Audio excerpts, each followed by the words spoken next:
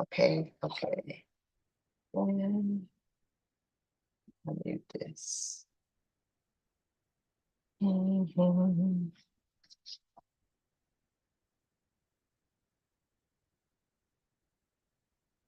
Ready? Yes, ma'am.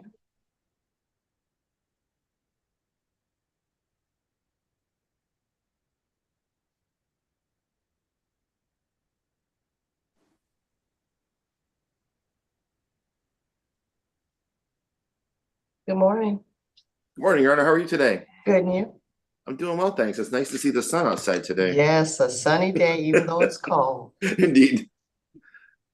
This is case number 25018-639 in F Wayne County Sheriff's Office with regard to 44767 Willow. Council appearance for the record? Good morning, Your Honor. Mark Swessinger standing in for the attorney of record, Adam Devlin, P 58756 on behalf of petitioner. Okay, give me a little bit of background. Judge, this is a petitioner and her former spouse were owners and mortgagees of 44767 Willow in Belleville, Michigan. Property was encumbered by a mortgage. Property sold at sheriff's sale on January 16, 2025, leaving approximately $107,000 in overbid monies, which are currently being held by the Wayne County Sheriff's Department. Petitioner Christine Serreris has brought the current action seeking the overbid amounts that are currently being held by the Sheriff's Office under MCL 600.3252. Notice has been sent to her former spouse, co-mortgagee, Davis Harris, at the last known address we have, which was the marital home.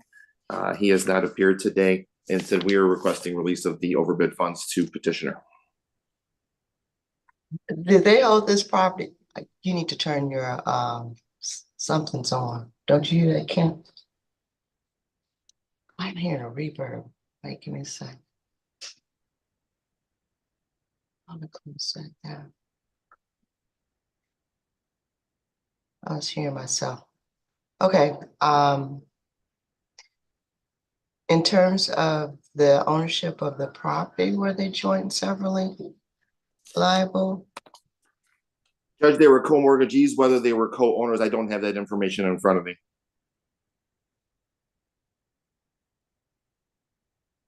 I'll grant the relief, but there needs to be a determination whether or not the husband has a right to 50% of the assets, and if he comes back, the onus is upon you, because I will grant the relief, but there needs to be a determination whether or not he has an interest, and your client should know that if they were.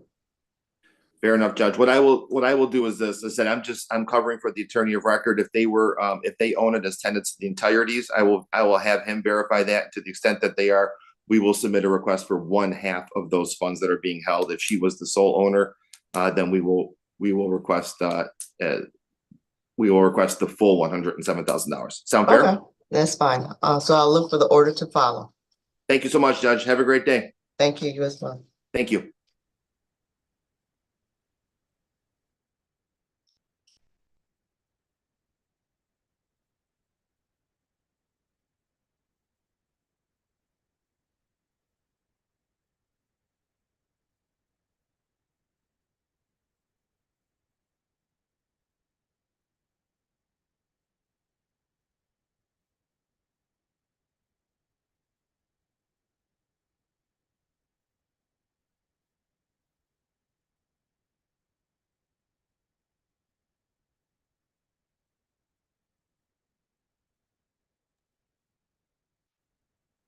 Morning. Good morning, Your Honor. Calling case number 25002-641 CD, La Corsica Adkins versus DTE Energy. Council appearance for the record. Adam Foreman appearing on behalf of DTE Energy. Okay, Mr. Foreman. Let's see what that's. This was filed February of 25. And I know I previously extended discovery, correct?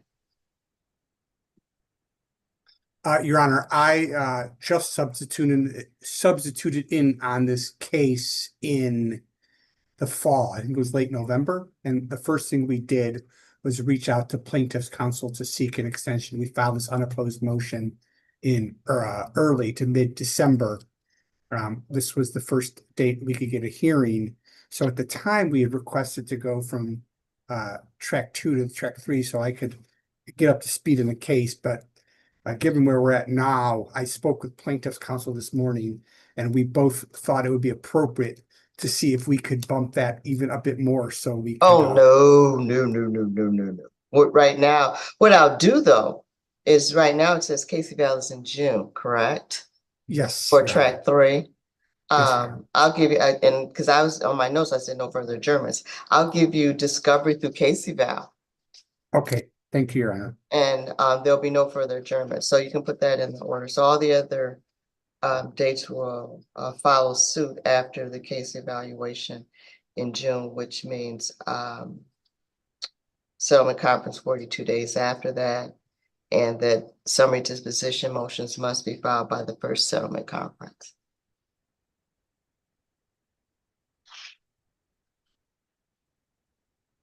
Summary disposition has to be filed by the first settlement conference. Got it. Correct. Okay, and then the witness lists are, that was January 28th. Those were already filed, Your Honor. Okay, great. Okay, all right. So yeah, can have discovery through Casey Bell in June. And as I indicated, those other dates will fall in place. And then there will be no further adjournments. Okay, Thank you, Your Honor. I'll look Do for the I- order. Yes, you I need to submit an prepare. order. Yes, you Okay, do. great. Thank you, Your Honor. We'll look for the order today. Thank you. Thank you. Mhm.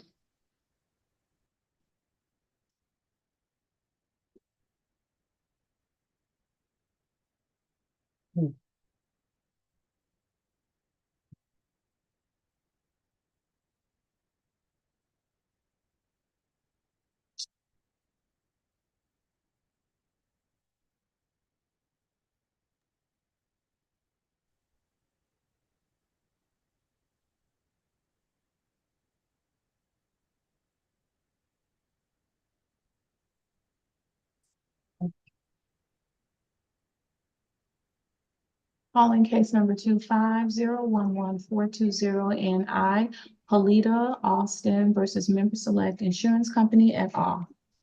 Counsel appearance for the record. Thank you. Good morning, Your Honor. Titus Donnell. I'm pulling up my client right now. Apologies. This G&K Management Services doing business as Omni Consulting. That's correct, Your Honor. Okay, and you're requesting to intervene in this matter, correct? Yes. Okay, the court will grant the relief. You have 7 days to file your complaint to intervene. What's your interest in this matter? This is a nursing home in which Miss Austin received care from the accident. Okay, and so that means that you need to attach your bills to the complaint, and that language needs to appear in your order. Yes, ma'am. Okay, thank you. I'll look for that to be submitted today. Thank you, Judge. Thank you.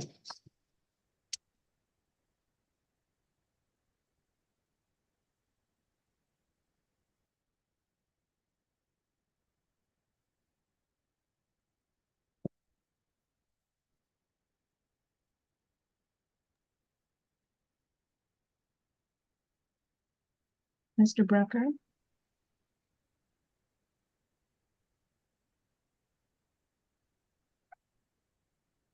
Would you like me to?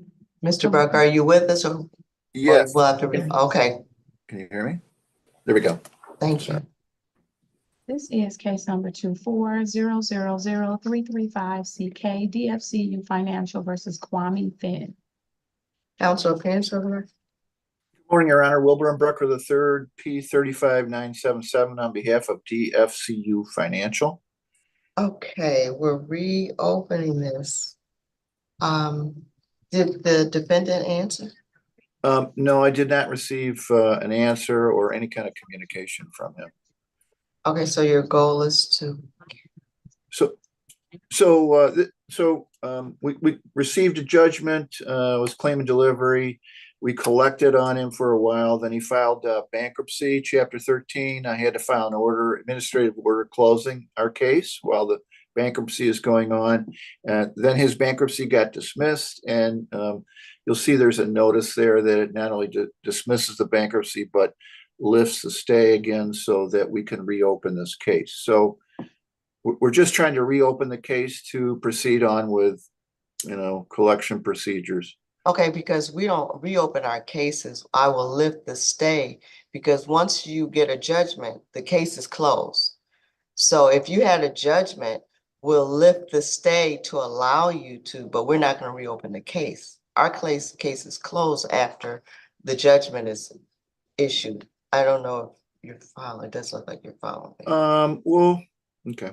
Because There's there's a judgment, right? You got a judgment from circuit court, correct? correct, And you were collecting on that judgment. correct. So what we'll do is just reinstate the judgment, but the case is closed because there's nothing else for us to do. We issued the judgment. Okay, well, I guess the order that you entered on February 27th, of 2025, which is a form order, is an order for administrative closing due to bankruptcy. So I'm trying to undo that order. Okay, And I so- have another form that I filed that's called a motion to reopen case after bankruptcy because I had that previous order. So I think it's all administrative. It's not a substantive thing like you're talking about. Right, so that we're not reopening the case, we're just lifting the stay that was in place for the bankruptcy, and you can proceed on your judgment. Okay, Because see, oftentimes what happens is while the case is pending, somebody files bankruptcy. But in this instance, the case had been closed and you were collecting on your judgment, am I correct? correct. Yeah, Okay, it was a dispositive order that we got this judgment. right, But I still have, garnishments and things that go on in the Right. case. right, but see, So- but the case is closed though. When you have your garnishments on that's post-judgment. All of those things take place post-judgment. Correct. So what we're gonna say is, I don't know if that order that you have, that form order is appropriate, because we're not reopening the case. We're just lifting the stay to allow you to proceed to collect on your judgment. That's what we're doing. There's an order at the bottom of the motion, if that's possible, just to be entered that way, that would be. I don't know if it is. Let Oh. me see. Did you attach, was it attached? Well, I sent it in. It's a form, motion and order.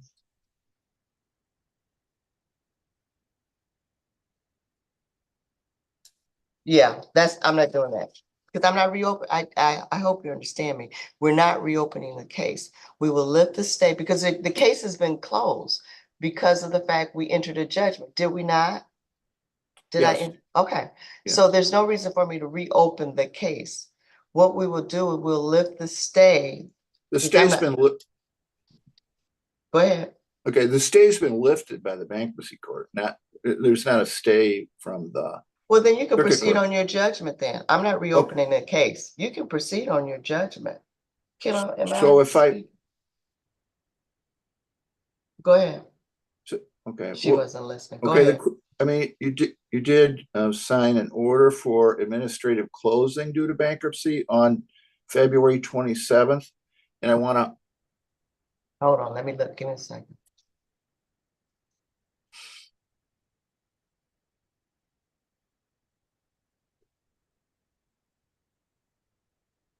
so I guess the opening is only an administrative opening. But that's what am not prepared to do as an administrative opening, because let me, just give me a second, please.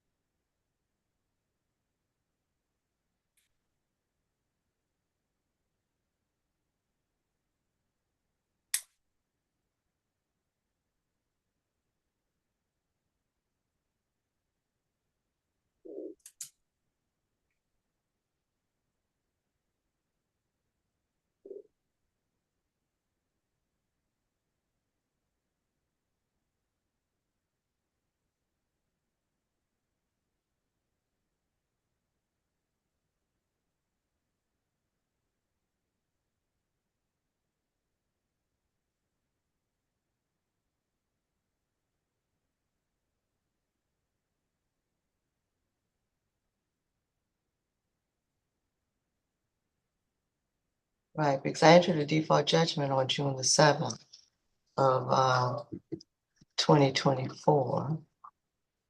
And if I entered a default judgment, there's no reason for me to order default judgment final. So that was 6/10. The case was in final status. All that did was, I'm not gonna reopen the case. That just allows you to continue to collect on your judgment. So that form is inappropriate. The thing is you can continue to collect on your default judgment. Because I entered a judgment, there's no reason for me to open a case. The judgment was entered on June the 10th. So I'm not gonna reopen the case. So that basic form is not appropriate in this situation because the case was closed after the court entered the default judgment. So what I can do is indicate you're gonna have to prepare a special order. I'm not signing the order that's at the bottom of your motion, that the court will the plaintiff can reinstitute. You are garnishing him, correct? Correct. So And you we're could- gonna Right. try to seize the vehicle as well. I mean, there's other post-judgment procedures we want to perform. Okay, you can effectuate post-judgment proceedings because the judgment has been entered. The case was closed way before the bankruptcy. So you can continue with your post-judgment proceedings. So that can't be the order at the bottom of that Okay. motion. Okay. So plaintiff can proceed with his post-judgment proceedings Okay, and then put an order together and and submit it. submit it. Yes, yes. Okay, because that's not, just opening the case isn't effective in this situation because of the fact that it was already closed, and what it did was, even though it's administratively closed, it was already closed. What it did was the stay was in place that effectuated the termination of your ability to collect at that point in time. Okay, Okay, so I'll just look for that order okay, indicating that you can reinstitute your collection proceedings, whatever is effective okay, based on the credit union. all right. Thank you, Okay? Joe. Thank you Joe. very much. You're welcome. Okay, Mhm. bye-bye. Bye-bye.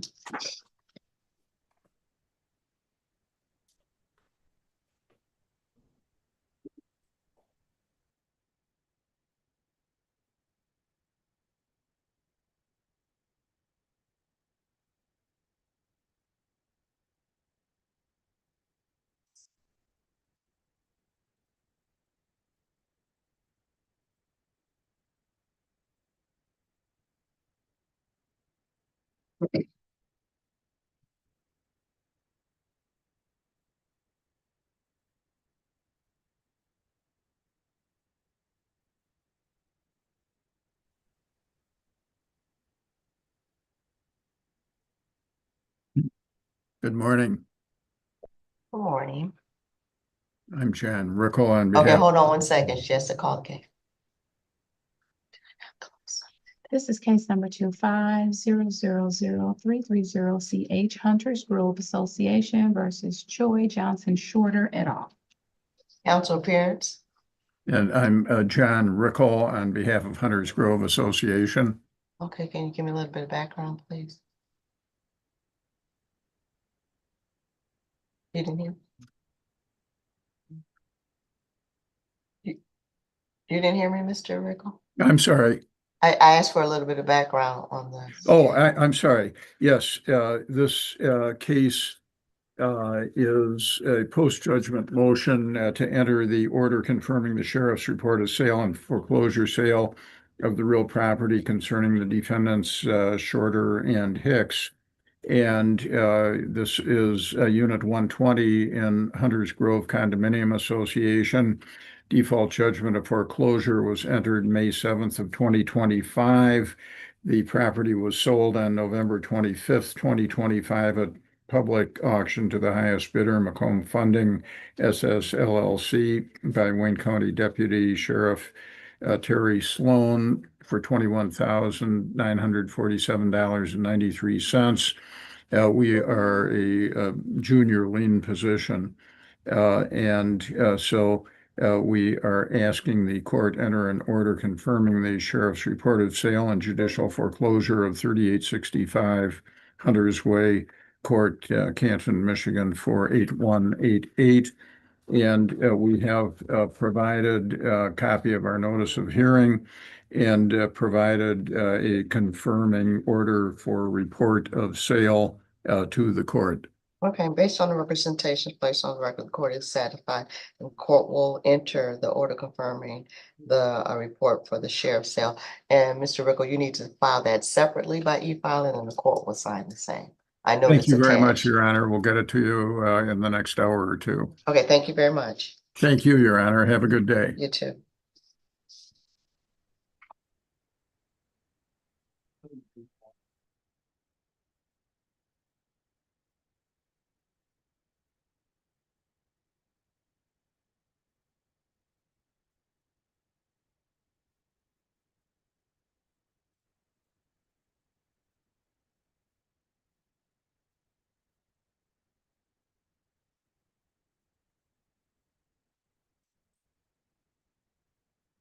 Do you still hear the reverb?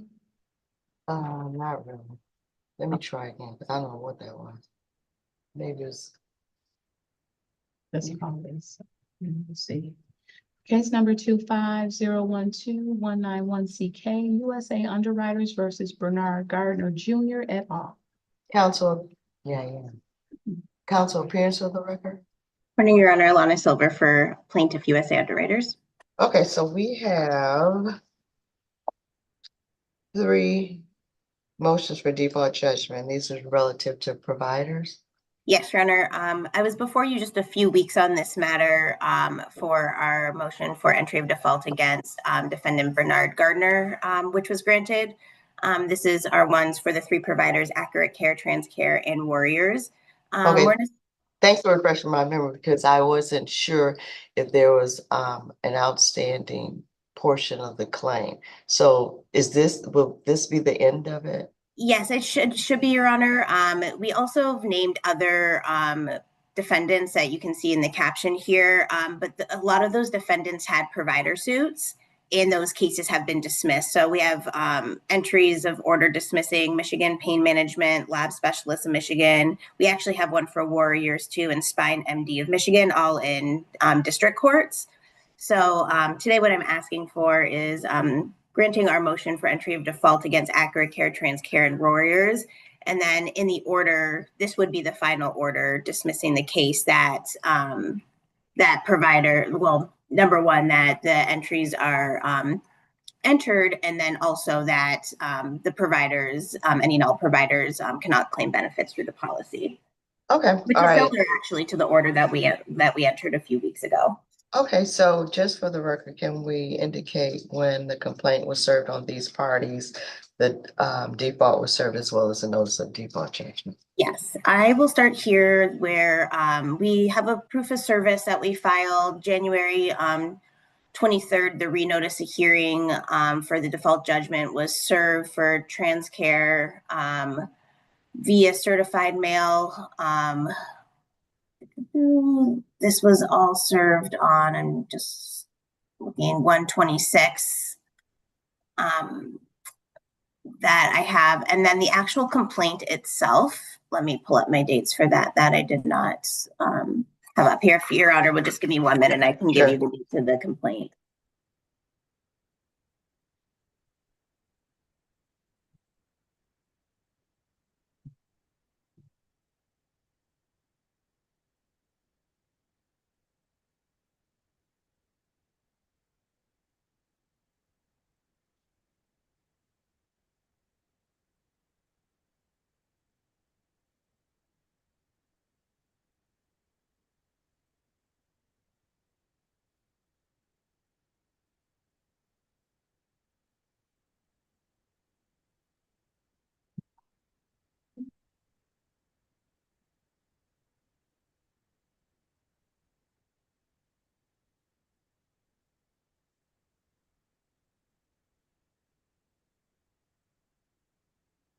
So the proof of service for Accurate Care was served 8/15/25. And then the proof of service for Transcare.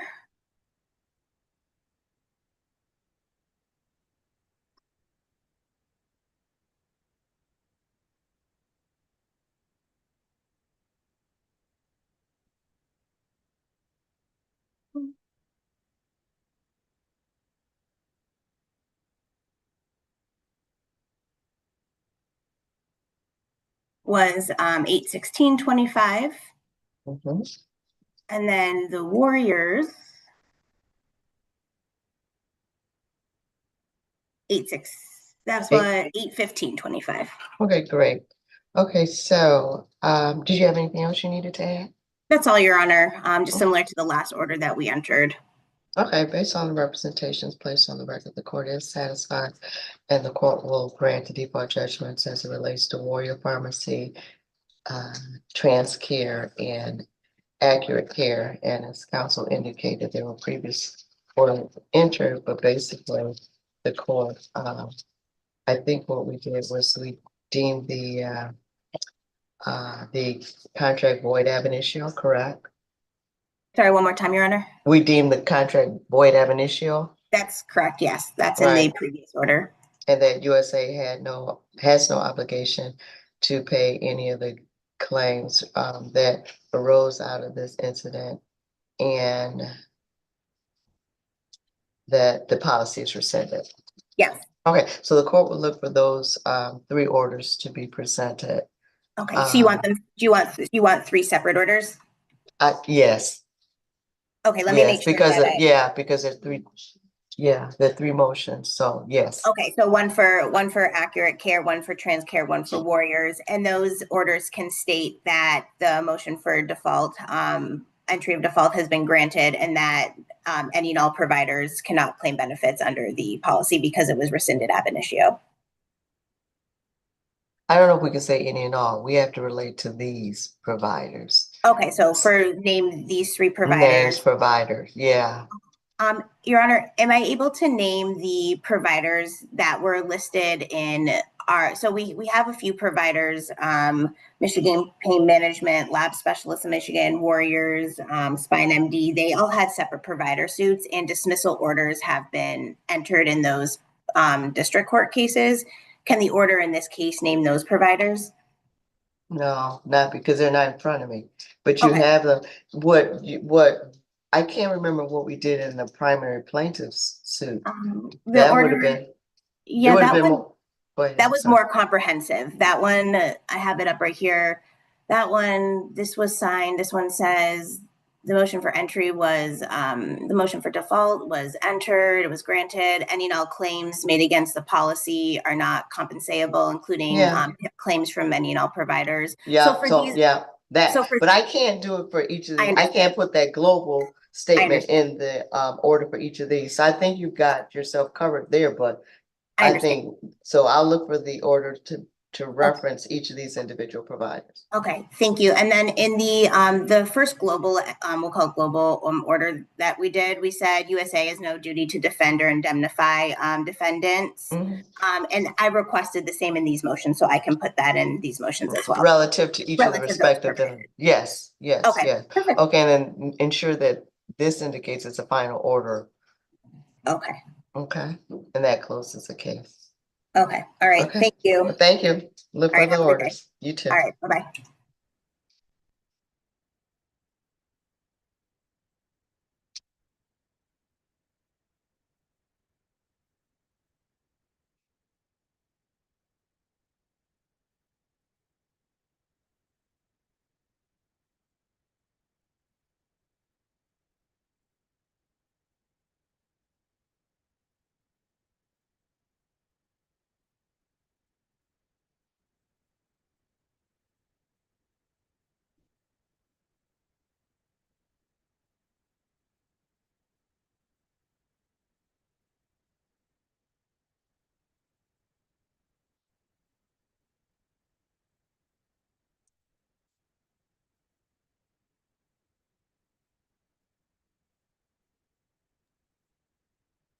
Ms. Ferguson, are you there?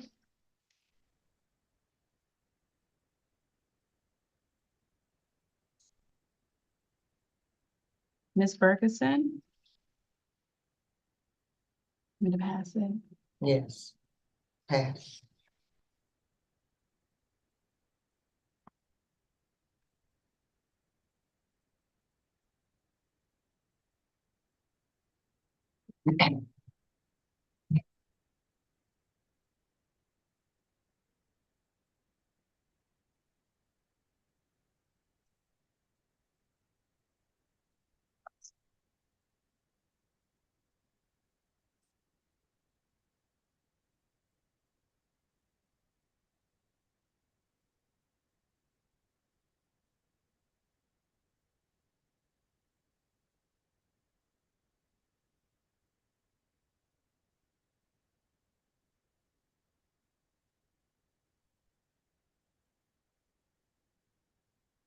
This is case number 25003-523 and I, Bianca Williams et al.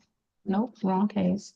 This is 25004-399 in F. Stephen Karan versus State Farm. Council appearances for the record. Good morning, Your Honor. Greg Wicks appearing on behalf of the plaintiff. Good morning, Your Honor. Chanel Thomas standing in for attorney of record Susan Williams on behalf of defendant State Farm. Okay, Mr. Wicks, this is your motion. You are substituting the parties. What parties need to be substituted? So this is kind of a weird case, Your Honor. It involves a man who actually pulls up to State Farm. He's getting ready to take care of his bill. And as he's getting out of the vehicle, he falls and hits his head, and now he's got a really bad brain injury. And so it's kind of been progressive. And so when he originally came here, we were thinking that maybe he would have enough wherewithal to continue the case. That's not been the case. So his wife has now been appointed as his guardian. And so it's really replacing him as an individual and replacing her as his guardian.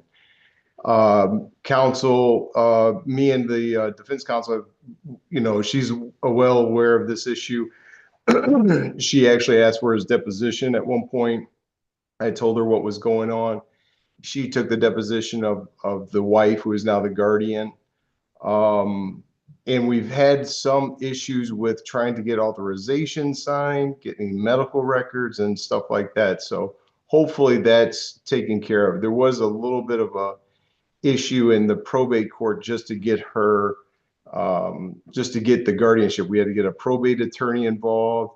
That's taken care of now. So that's the party that we're trying to substitute, Your Honor.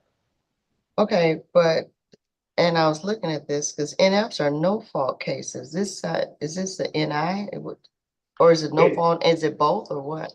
It's going to be there's going to be a premises claim with it. So it's right now it's just a no fault claim.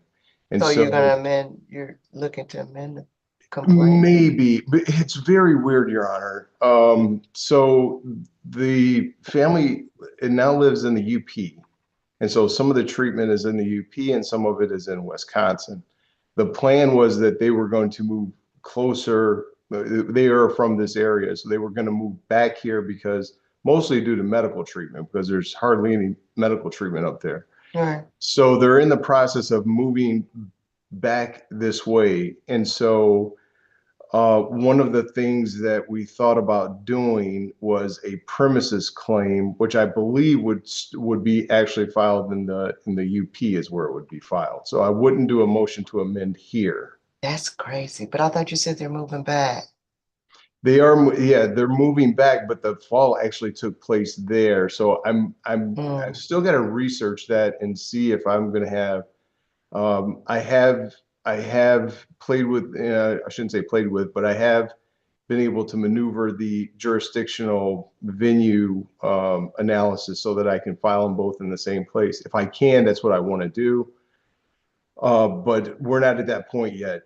Okay. The other complicating factor was, the family it was all about the medical care at first. So once we got the case, it was pretty much very close to the statute for the PIP. And so council, me and Ms. Williams and maybe now Ms. Thomas, we're kind of working our way backwards from here. So we've got a number of outstanding medical requests, billing, things of that nature. So we're trying to play catch up a little bit as well. Hold on, give me 1 second. Yep.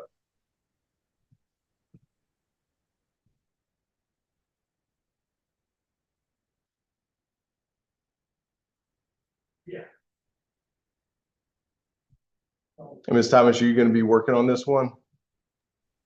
I don't believe so. I'm just supposed to be covering for Susan, but based on what I read in the file, I don't know. She might be dragging me along to deal with it. So I wouldn't be surprised. It's kind of weird. If she briefs you on this, I'm hoping that this part can be, we can kind of address this part because I kind of want to. Okay.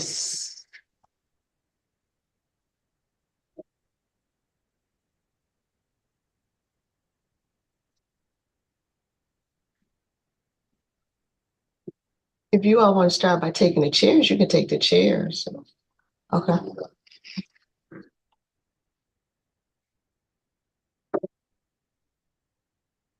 Okay, so because Mr. Wood, it would probably be better to have them all together, but I know you got the time frame.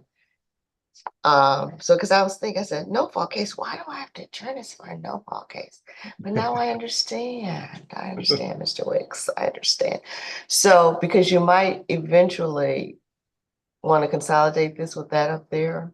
Yep. Yep. Okay, so I'll go ahead. Let me see where. Well, one, of course, I will grant the substitution of Mr. Karan for his guardian, who was his wife. Additionally, because we don't know, I'll go ahead, I'll give you your, let me see, where is it?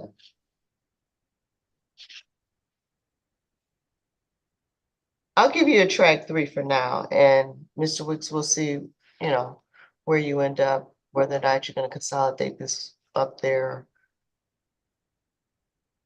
Perfect. Thank you, Your Honor. I appreciate So, it. yeah, so I'll just give you track 3 and the relief to add his guardian in his stead. And we'll see where we are. Okay. Perfect. I appreciate it, Your Honor. Thank you so much. You're welcome. Thank I'll you, look Your for Honor. the Have a order to be great day. submitted. Good seeing you both. You too. Thank you. Bye.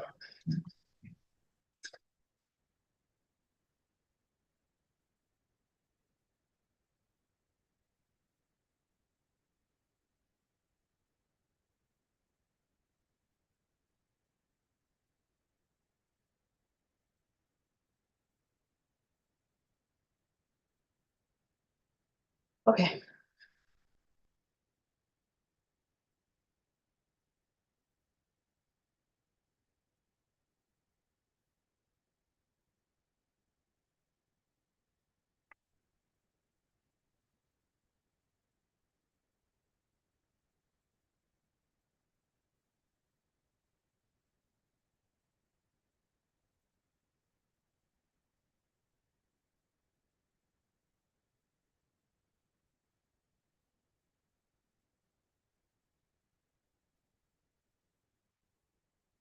Is that just what's right there?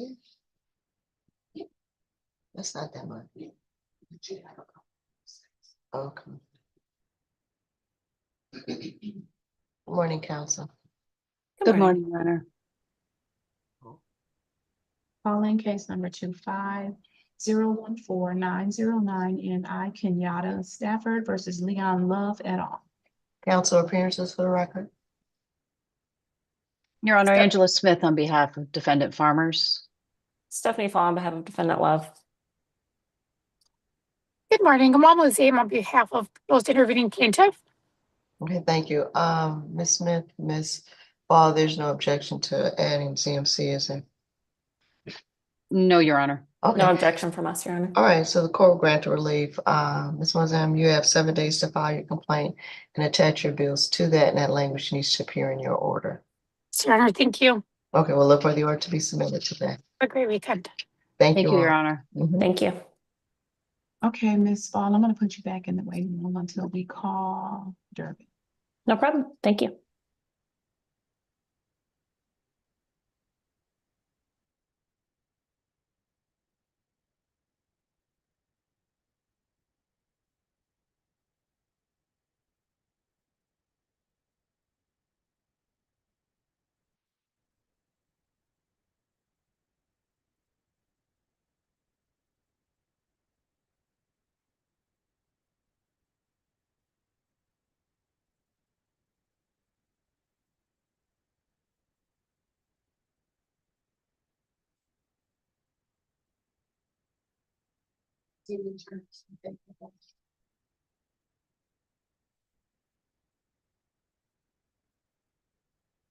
Are the tables out there?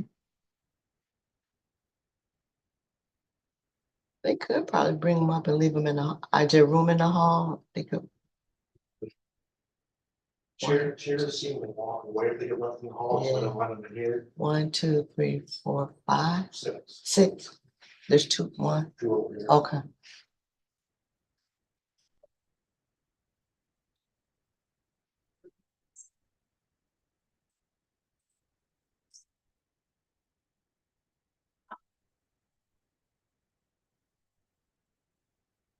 Good morning, Your Honor. You see on that calling user?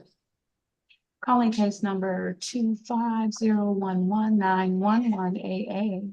Well, wait a minute. Ms. Real, are you there? Sestina? Good morning. I am here. Okay. Council appearances for the record? Tabitha Meehan, I'm sorry. Oh, wait, this I'm is sorry. Misha. Go ahead. I started, I didn't finish. Oh, you didn't finish. All right, go ahead. You done? Okay. All right, council appearances. Good morning, Your Honor. Mary Waddell, Assistant Attorney General, appearing on behalf of Mishta, the appellee. Good morning, Sestina Real, appearing on behalf of the appellant, the Legal Aid and Defender Association. Okay, so what I think we need to do, there was a stay in place, right? So have we dealt with those issues? Are those issues resolved? Because that's what, that was a problem. That's why the scheduling order, for some reason, there was a stay in place. Your Honor, the stay in this case related to the termination of the benefits. So in other words, her benefits weren't terminated, so she's still getting her benefits, but this case was not stayed. So what happened, somehow somebody put a stay in the system. That's what happened. I see. Okay. So what I'm gonna do is we'll administratively lift the stay, and the court will provide you with a scheduling order within 10 days. But thank you for I don't know why we had to do all this, but That's okay, Your Honor. It happens. right. So if you could, Ms. Waddle, say that the stay will be lifted and the court will issue a scheduling order within 10 days. And I'll make sure my judicial attorney gets you all a schedule, because everything that the record is here. I think everything's here. That was just it, unfortunately. When somebody saw it in the order stay, they stayed the case. So that's why my judicial attorney didn't get you a scheduling order. Okay, so just in the case stay will lift it and the court will issue a scheduling order within 10 days. Okay. Okay, thank you. Thank you, Judge. Okay. Taylor Lorraine.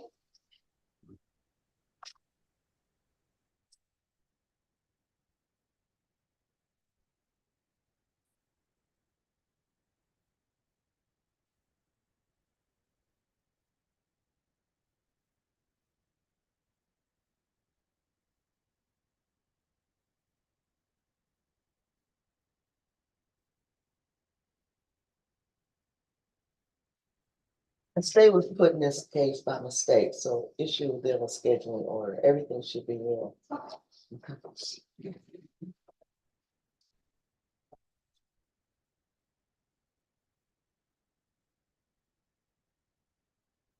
Lifted scheduling. To issue by court with And 10 days. She'll get it, they'll get it sooner.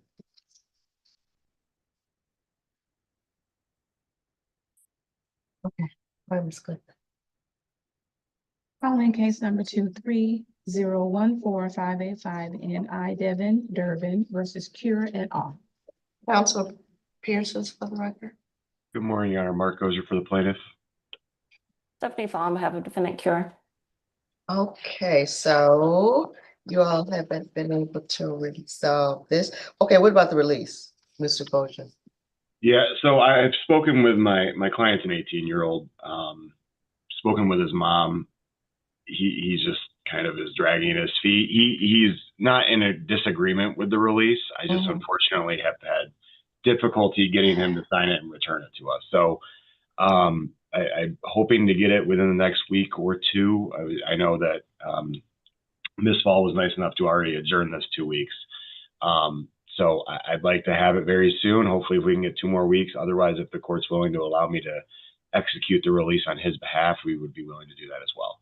Okay, what I'll say is, the plaintiff is to execute the release within 7 days. And if not done so within that time frame, plaintiff's counsel is permitted to sign the release. Okay, sounds good. Okay, I'll look for the order, Mr. Goshen. Stephanie, are you going to do the order? Yeah, I can do it. You can do it? Okay. Yep. Thank you. So 7 days for him. If not, then plaintiff's counsel can sign the release. Okay? Okay. Thank you. I'll look for the order. Thank you. Thank you, Your Honor.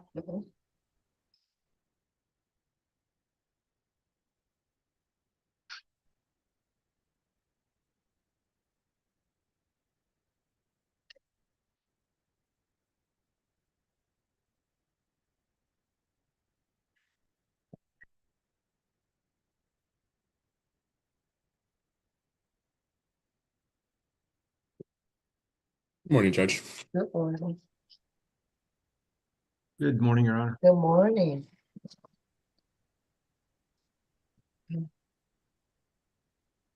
Get you all a cot around here, huh?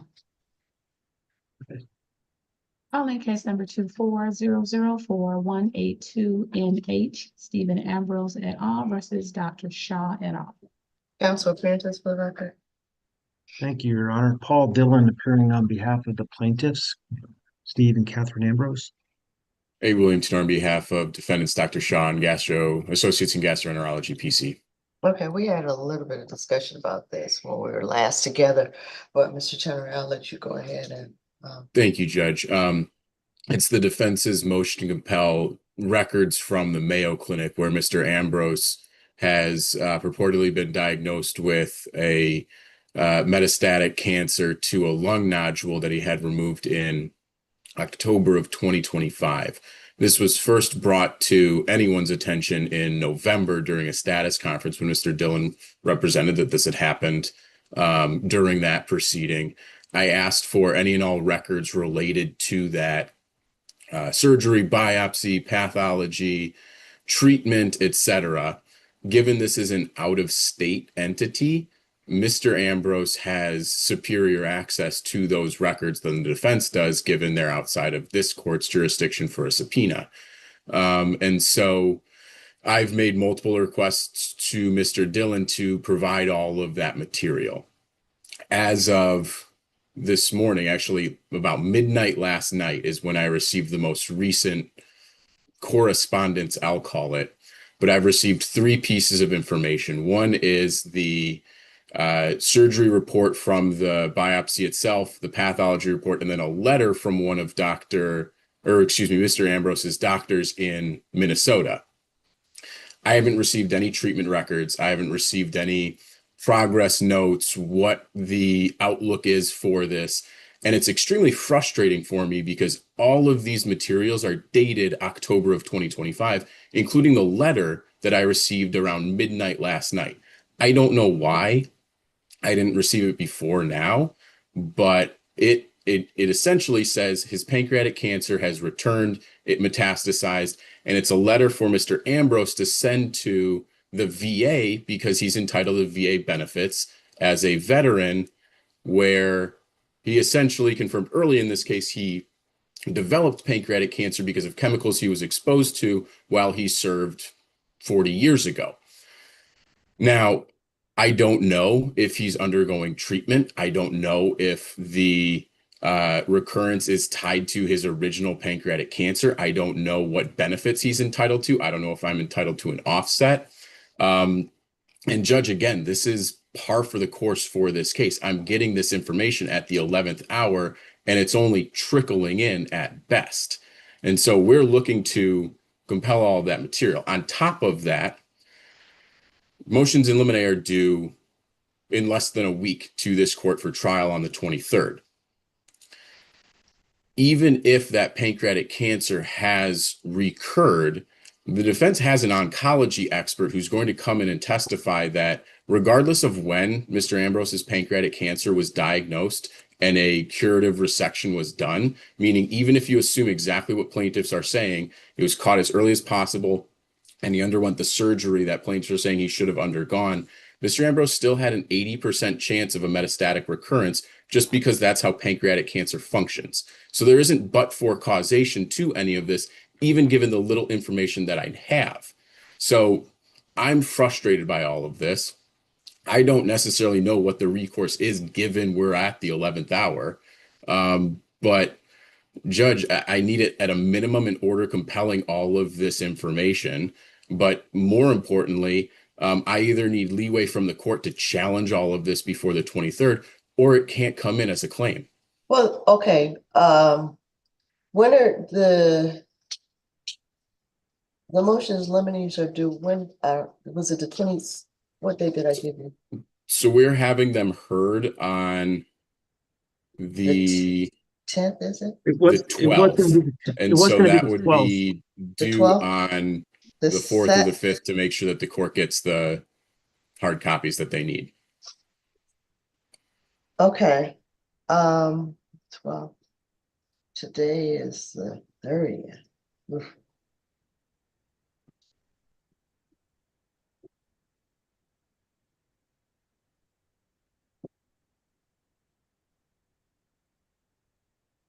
Your Honor, can I But- throw a few more, Go ahead. can I throw a few more things in the mix? Go ahead.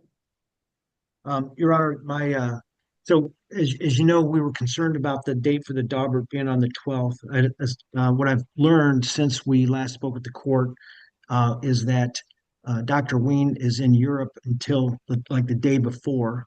And I tried to get an agreement with opposing counsel. We've exchanged, and he's been very cooperative with trying to accommodate my requests here. We agreed on the 16th as a viable date for the to redo the Daubert You or to all do the agreeing Daubert. without me? Well, just to be able to present it to you, Your Honor. That's all. Just so see if we had some sort of an agreement before we presented it to you. In any event, of course, the 16th is President's Day, and the court's not open. Right. So that didn't work out. And I don't think Mr. Tenori is available on the 17th or the 18th, and I think beyond that is getting a little too late. It's already late as it is. But Mr. Tenori did say that he had availability on the afternoon of the 13th, which would make all the difference in the world for my expert who is returning from Europe like the day before that. So respectfully, I'm requesting that we be able to do it on the 13th as opposing counsel, and I have agreed. With respect to these records, I would just point out, and Mr. Tenori did point it out in his brief, although he didn't refer to it in his argument. He was granted access to about 4,000 pages, over 4,000 pages of records from Mayo Clinic. I think he's worried about the more up-to-date stuff. Yeah, that's what he said. Yeah, and he's also indicated that yes, he does have authorizations from Mr. Ambrose, but he's been having some difficulty apparently utilizing those. I don't know if he was successful previously in getting access to them or if he's gotten any of those records using those authorizations, but he does have up-to-date authorizations, and we're trying to do what we can as well to get him these additional records. It's not something where you can just like download everything, or at least it should be able to. Well, a layperson. What I think might be best is if I get access to this portal and see how I might be able to give Mr. Tenori access to those documents.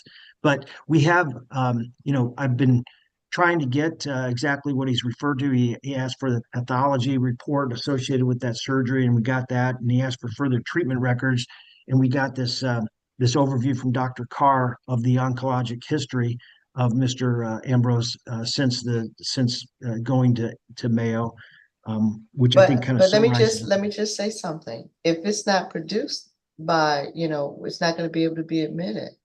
Anything that's not produced won't be able to be admitted.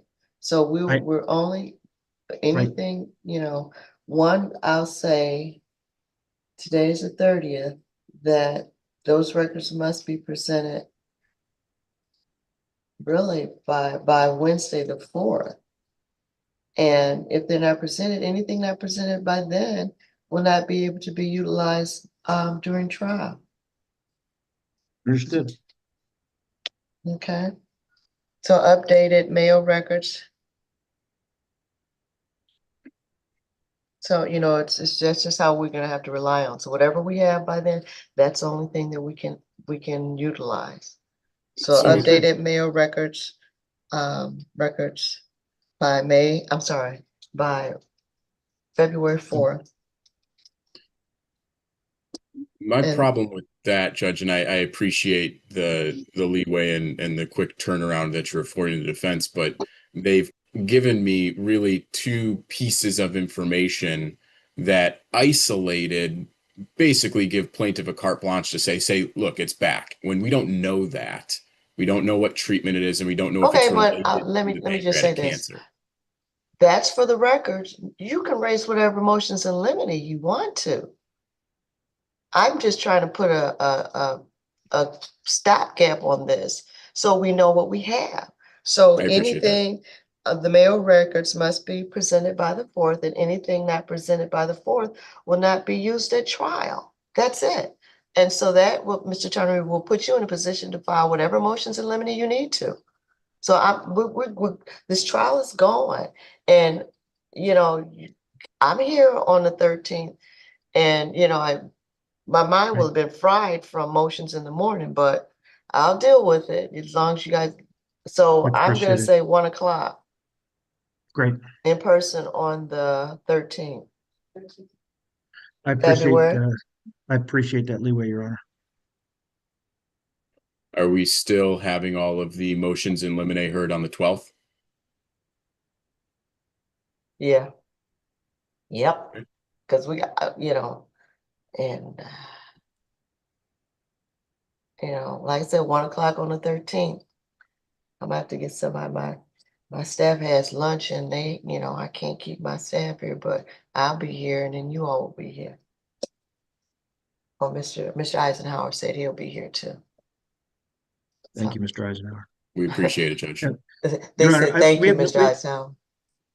We have no objection if it matters any, but to put the motions in limine on the same time frame as the Daubert. That's Oh, fine. no. Okay, all right. I just throwing that out there. It's not gonna help. That's not gonna help. That's gonna be more of a Okay. hindrance. That's gonna be more. What time did I say on the 12th? 11. 11 a.m. Yeah, that's gonna be a hindrance. Okay. So did I say via Zoom? I said what did I say for those? The 12th was originally in person because of the Daubert hearing.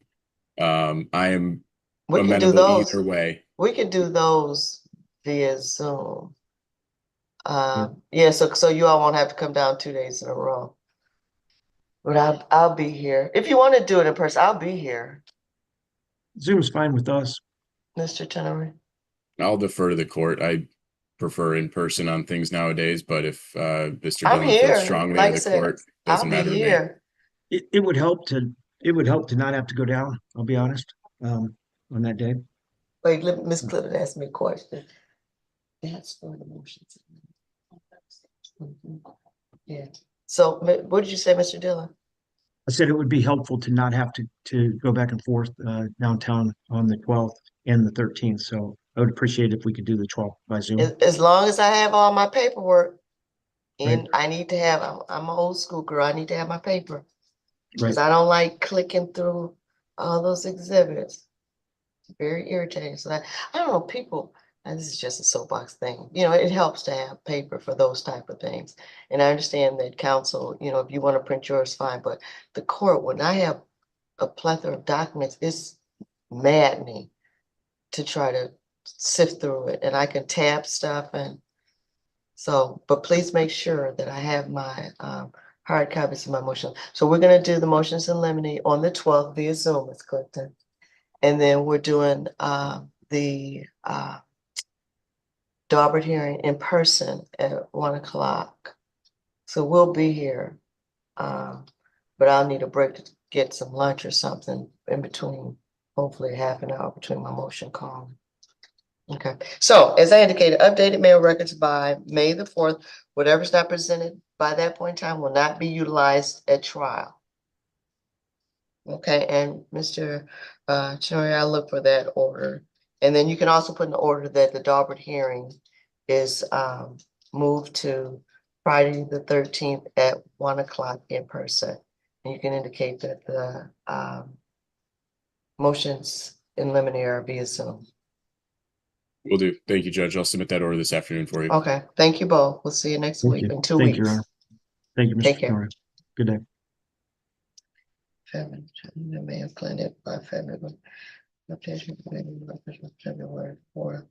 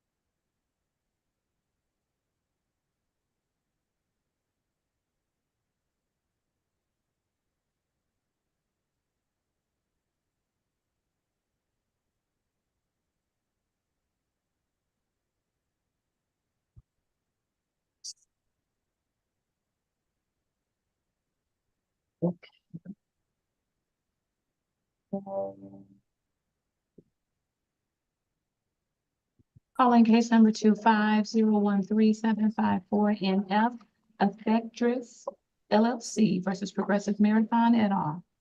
Council appearances for the record. Good morning, Your Honor. Mohammed Mackey on behalf of plaintiff P85886. Good afternoon, Your Honor. Nadine Hood on behalf of Defendant Progressive. Okay, so I was surprised. So what happened with, well, Mr. Mackey, what happened with Progressive? We, I always said, oh, Progressive, didn't it? yeah, know. Your, maybe I can speak more to that part, Your Honor. I honestly do not know. There was some clerical error. I had the answer drafted. We thought it was filed. We thought this case was pending. We attended a global facilitation together. We're actually close to resolving. So we had no idea until we attempted to file the stipulated order to amend the complaint, and it was rejected. And Mr. Mackey was notified notified by the court that the case was closed. So we have no idea what happened, but obviously there was some clerical error somewhere, and we just want the case reinstated so we can continue with negotiating. Okay, Mr. Mackey. Thank you, Your Honor. Thank you, Sister Counsel. And Your Honor, Sister Counsel is correct. We made a lot of great ground at the facilitation, and I believe this was just a procedure error.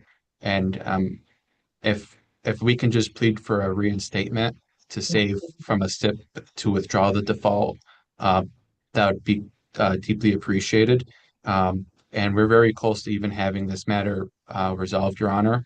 Okay. So we've been making ground. There's also a different global suit that Sister Counsel and I have been working together, and I think that just if I may, got lost in the sauce, but Sister Counsel and I have a great relationship, and I don't want to ruin that over this this procedure mistake.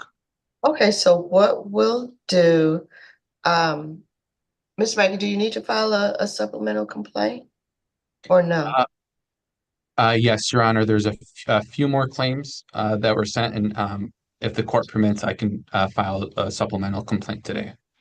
Okay, so what we'll do is we'll grant in part, deny in part. So we'll reinstate the case.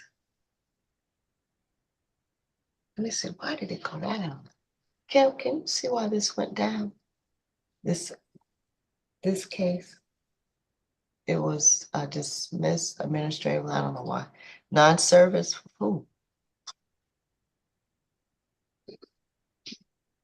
I'm having this clip and look at this for a second. Give me 1 minute. Since non-service dismissed. What's the?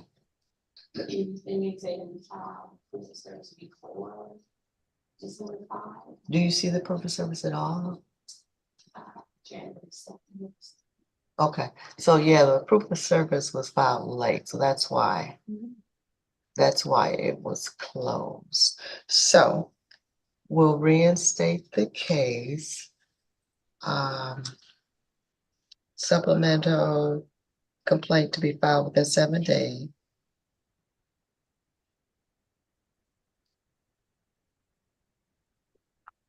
Okay, and we'll deny the entry of default against Progressive. Give me 1 second, please. And what I'm going to do is I'm just going to set this for a special conference like 30, 45 days out because I don't even think there was a scheduling order entered here. So if I give you all a special conference about 45 days out, hopefully you will have it resolved, you think? I think so, Your Honor. Okay. I believe so, Your Honor. Okay, so and of course, as soon as it's resolved, if it's before the 45 days or the date that I give you, let Ms. Clifton know by email. But let me get you a date. Give me 1 second.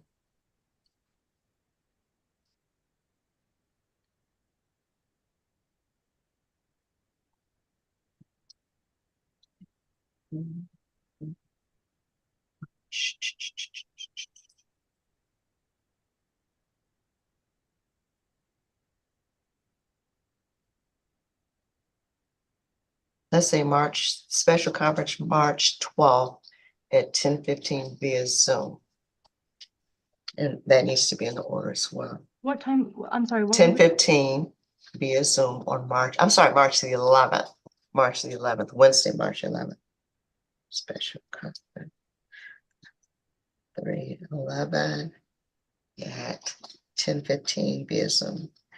And like I said, if it's resolved before then, just shoot Ms. Clifton an email. Okay, thank you, Your Honor. I can. Thank you, Your Honor. I can Sister prepare Counsel, I'll it. get the order. You want to draft the order? I can do it, yeah. Okay, thank you. All right, thank you both. Thank you. Thank Have you, a Your good Honor. day. Have a wonderful weekend. You too. And thank you, Sister Counsel. Mhm.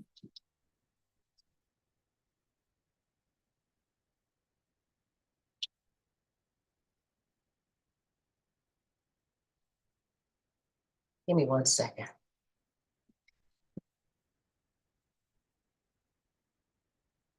I need a tissue. I told Taylor. Oh,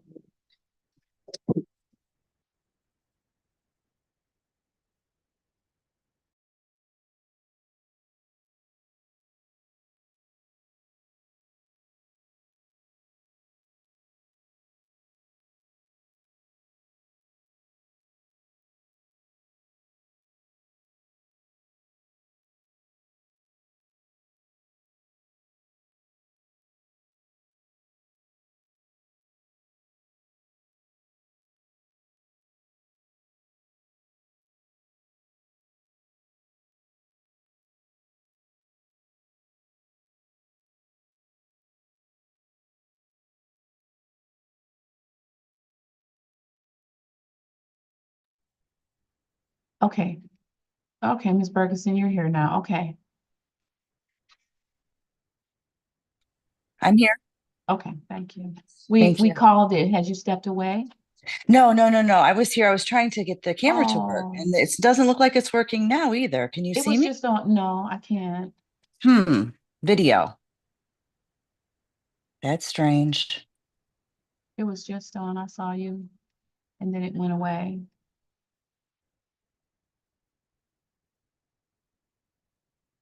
Now you're muted. Okay, there we go. Now just unmute.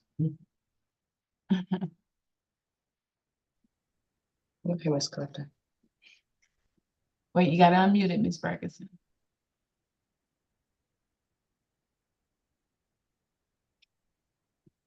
There we There you go. All right. Sorry about that. That's okay. This is case Okay. number 25014-121CH, Pamela Ferguson versus Gary Ferguson. State Correct. your name for the record, please. Pamela Bergeson. Okay, Ms. Ferguson, so, tell me what happened. You have to give me a little bit of procedural background, not a lot, just an overview. Okay. Okay, this is a foreclosure on my home at 40701. I'm sorry, 40. Hang on a second. It's been several. 47635 Belmont Drive. In Van And Buren Township. Van Buren Township, Michigan, 48111. Mhm. And that occurred, the foreclosure was August 22nd of 2024. Okay, And I was evicted on June 18th of 2025. okay, I am now currently renting a hotel room. okay. Now, what happened, it appears that the property was sold for what amount? I believe it was, I don't have the actual foreclosure amount. I do But- have the paperwork here, though I But can get look, it you for have you. it in your motion. You got your motion in front of you? Yes, I do. I'm pulling it Okay, up look. right now. Okay, And I do have the motion in front of me and $184,200, okay, and then that was in excess. excess of 74,000. Okay, and the balance after everything is satisfied is what? After all the The, debts, go ahead. the excess of surplus funds was $74,000. I received half of that amount delivered to me via the Wayne County Sheriff Office on June 26th. $37,000 check was delivered to me. Okay, and I was, go ahead.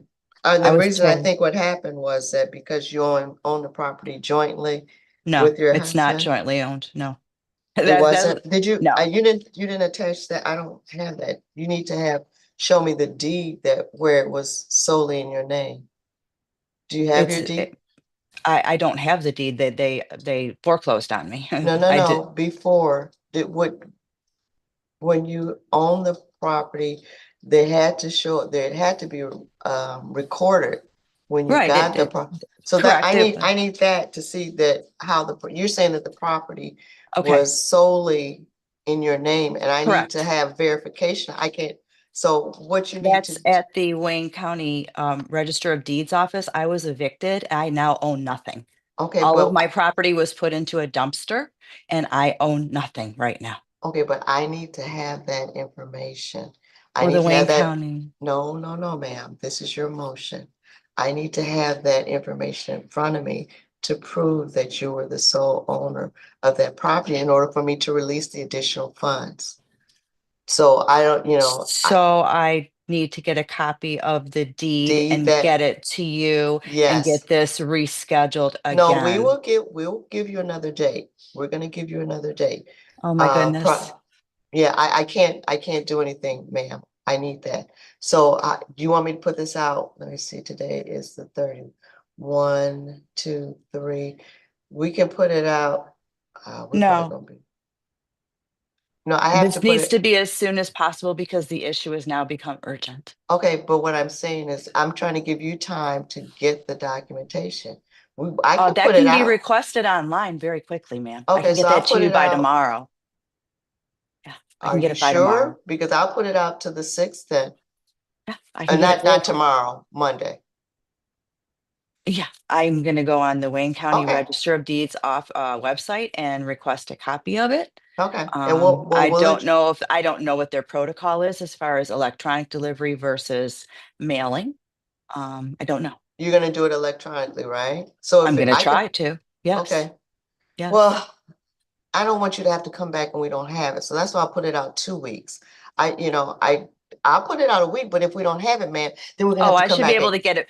I should be able to get it within a week. If I cannot get it electronically within a week, I will drive there and get a copy. I know I can do that. Okay, so we'll put it out to the Yes. 6th. We'll put Okay. this over to the 6th, okay, via Zoom. Sure, that's Okay, fine. please make sure we get a copy and then we'll handle it then, okay? Okay, that sounds great. Okay, thank you very much. Thank you. Okay, have a great weekend. You too. Bye. Bye-bye.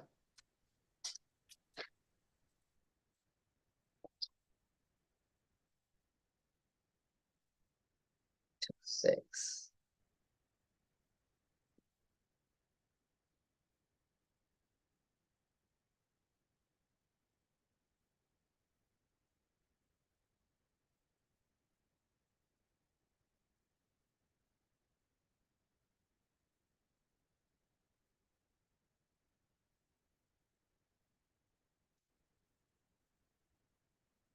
That's sufficient? Okay. Oh, boy. Hello, State your name, please, sir. Vince Burgess. Okay. This is case number 25018-781 AV Vince Burgess versus St. Leo's Soup Kitchen. Sir, would you state your name again for the record? Vince Burgess. Okay, you need to speak up, sir, so I can hear you. Okay, tell me what's going on here. Mr. Burgess? I filed a motion for, I had to do something about what the previous judge did, who was assigned to this case, Smith. She wrongfully put in $100 because I filed both this case along with the lawsuit money case. I have 2 cases against them. I had filed them together and the clerks kept rejecting them. And it lasted for over a week, so it was very tiring. So I tried to file it one at a time, and then when they accepted, I filed the other, which was this one. And then I found out much later I had something come through saying about $100. I didn't do anything on purpose other than just try to get them in. Okay, She but let made me a ask terrible you, mistake. let me ask you. So I'll look. There's a separate case, there's a general civil case, and then there's an appeal. It looks like the way they filed them, are there 2 separate cases or no? Yes, they are 2 separate cases, as I was saying. So what was the duplicate, 2 related cases?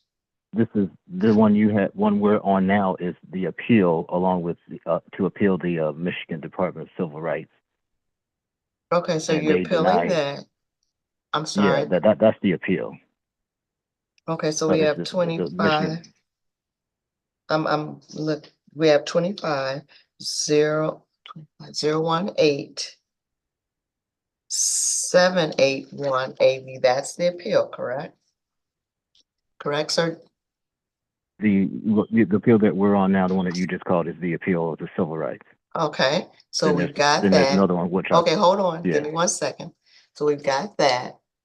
And then we have, give me 1 second, please.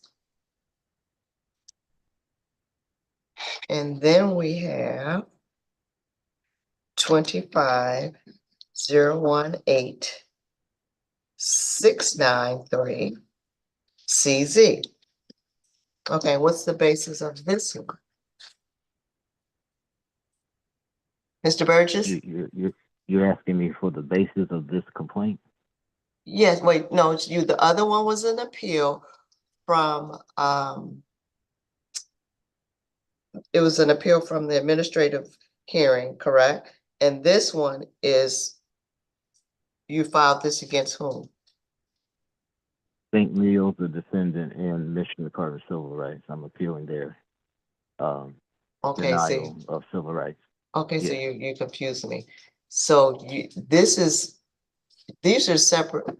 The one is an appeal because you can't appeal it in both of these cases, right? So the first one we talked about was the appeal. Appeal of civil rights. Okay, so but what is this one then? Would you say this one? The one, the you- 25018693 CZ. That's the money lawsuit against St. Leo. Okay, all right. So, and Judge Smith assessed the cost and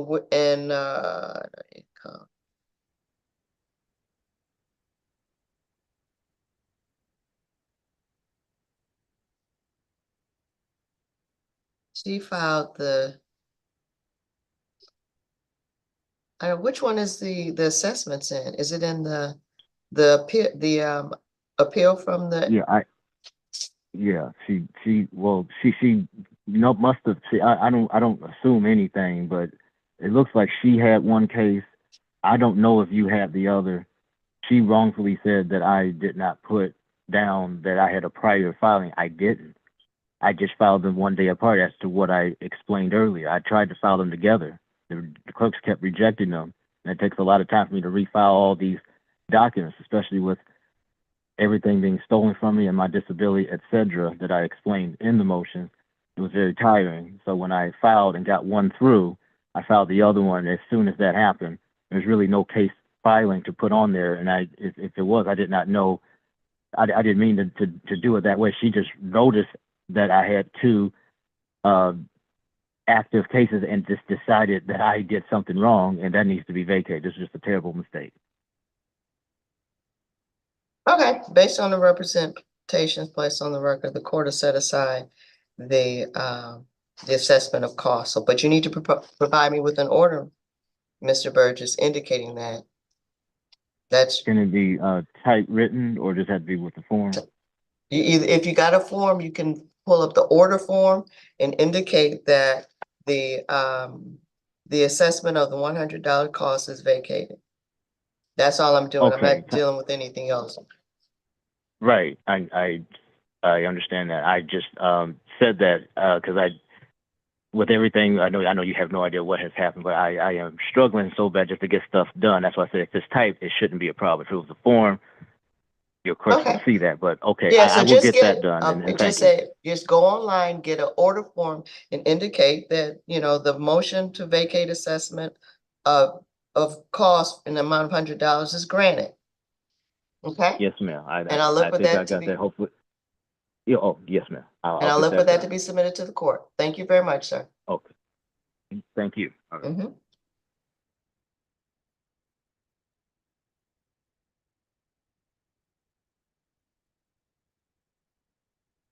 Okay. Let me stop recording. And let me stop sharing YouTube. Have a good weekend, YouTube.